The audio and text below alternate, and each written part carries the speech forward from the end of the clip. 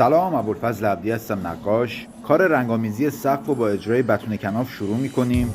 بتونه کناف به طور کلی شامل 3 مرحله میشه: درزگیری و تیپ و 2 مرتبه بتونه کاری برای موجگیری. در این پروژه از تیپ و بتونه برند کناف ایران استفاده شده.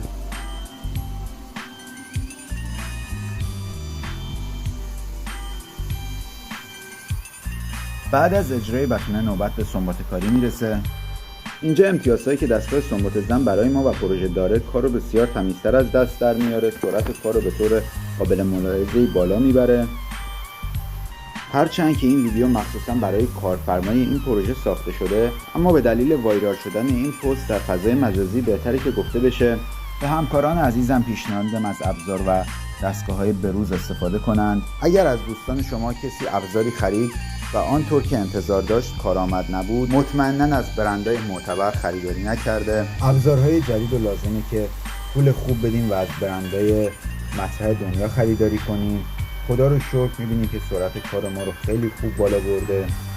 به امید روزی که تمام کارهای خدماتی باگشون برطرف بشه.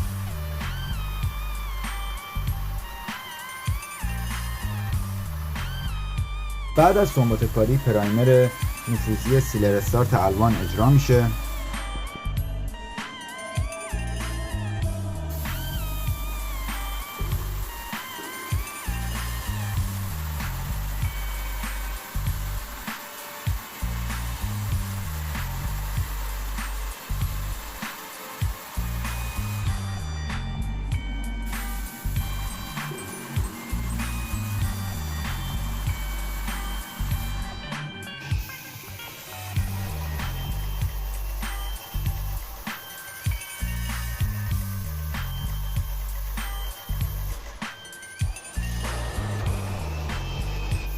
و در نهایت با اجرای 3 لایه رنگ اکریلیک الوان توسط دستگاه ایرلس کار به اتمام میرسه.